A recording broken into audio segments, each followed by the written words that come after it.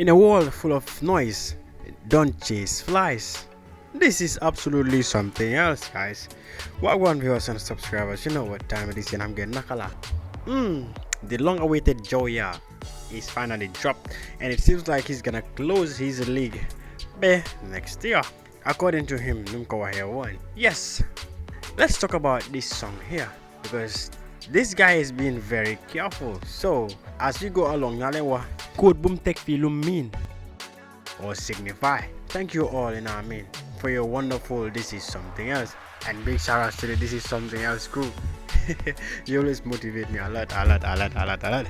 Love you all. Let's jump into this one. Nigga Joya ninke loco no, but one Martin until you give up no.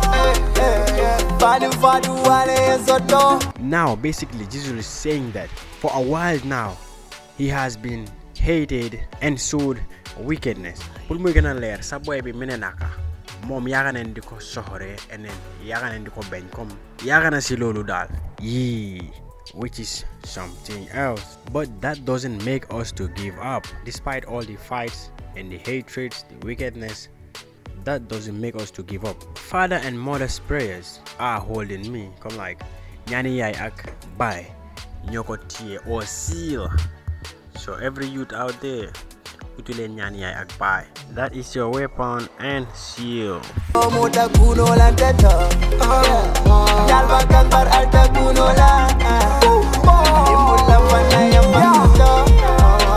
Being sealed by the prayers of my parents, no harm can befall me. Yes, mine nyani yai ak bay nyoko tie. So dolen komuna dara. So bob moy hook bi mi repeat ko wat. Every yes I was sang, record all but break down. Never switch up on my day one. Sign to paper win tang. Mine alim bulangam pang soto. Let me have myself, you know what I mean? Or let me enjoy myself. Biden ma. The haters are hating, the papers are signing. Man, I'm come like guy you call bang nigga, and then more get sign ideals, bro. Guys, tell me, who are the haters? Every year records are breaking. Every year he is breaking records. Alright guys, Jizzle Minenaka never switch up on my day ones. Mom today jump for day one I mean. Alright, Momogoa. Guys, remember this, okay? Remember this. This is serious. On top, we all winning. Making money anyway, making money every day. Yeah, I get it. Nothing on you that they like, no. Nothing on you that they like, no. Nothing on you that relate, no. I get it. Why these people can't like me, and that's why these niggas can't relate to me. Yes, basically, minimum hamna. Luta ñi duñ ko mëna like, and lolu mota. This boy is very careful, guys. He is really careful. The craft song and bini. Yes, so subliminally he is saying something else, and the boys will understand. Jizzle is playing a game. It's like checkers, man.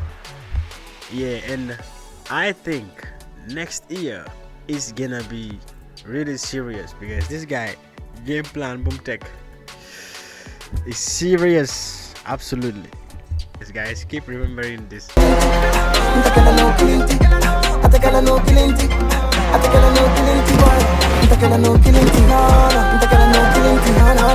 Guys, okay, before we move further, let me tell you about this quote. Alright, as promised. Could be goes like this because he started this music video. In a world full of noise, ignore the flies. Okay, the code means come like in a chaotic and noisy world, it is important to focus on what truly matters and to not get distracted by insignificant or bothersome things, which are the flies that may try to divert your attention.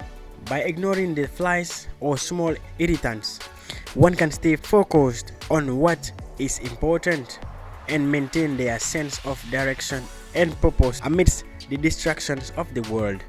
Okay guys, Limoneka Jizzle is not going to reply to Uche like in a full song, Torako song, because I swear down there come Uche no ham lulua. That song is coming to 1 million right now. It's a big distraction to Jizzle. I can tell you that. But the fact you put Achrek, you know. So one of this code here, guide of course send song bini. After Bomo head respond to Sawas to maniga Uche made it on the beat. You know what? Malam promisely, if Jizzle tries again, if Jizzle tries to do that, it will destroy him. So he knows this, and I'm saying this for the second time again. Let's move. Dumuna neka bena. Guys, do you see the story behind video befini? Like the cars are racing, yeah. But Jizzle music kanam is trying to tell you that Mom takana pare, he is gone. Like the title of this song already. So the playing raw, roller neka they try to portray feeling. You see these cars are trying to take each other out, and Momoneka si kanam. You see me I say? You feel me? It can't be one. Munuta neka bena. Wala daf de bena. Yes. So let me send hell couple of days back. This is the tweet. Been gone for 2 years. Understand it? You know what? And it felt like that I held. Nothing happened. Try to say it. Daf de bena. Can you relate that, guys? This is just something else. Just giving you a hint. Time out. Ndekela no kilinti. I cannot be one. Wala munuma neka bena. Yes. Fufu muko hook. Tata nan tata, kuweka nan tama, ngole katama. Ain't nobody bada, kabokaton katakwena, fansola limbara. Take your own, I take my own. Guys, there is a problem here. I can relate it. I was just laughing here, man. I'm gonna bring another episode for this one. Get ready, guys. This is absolutely something else. This is deep. Wait for it, guys. Take your own, I take my own. I said, don't touch mine. Jealous boss, my jealous my boss. Manela, blast my boss. Calculated moves. My head works like small papi. I'm not the small papi that dead. Nobody better than him can go bad. From carton to coiner, shout outs to the fans. Hey. Okay, Jeremy, shout outs to the fans. From carton to coiner. Fancy Jeremy and Jeff Y. Namola limbara, tena tolpo sama. Fancy Alninbara. Shout outs to the fans. Guys, really and truly, this guy game plan Bumbugatek is just another thing, you know. Yeah, truth be told, many boba made up there though. Yes, mom boba made up there though. Game plan Bumbugatek, I've seen it coming. Flexibility. When I call flexibility, it's a boy be watching now. And it's obvious that he's gonna be laughing and celebrating that, you know, Jizzle drops. And it's lit, guys. How do you rate this song? And what do you feel about this song? Because it is not just about the Joya itself. Yeah, it's a banging storyline, and chaos is inside this song's bopam. I know a lot of people are not gonna see it, but I do.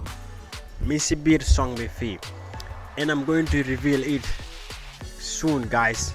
Soon I'm gonna reveal something about this Joya.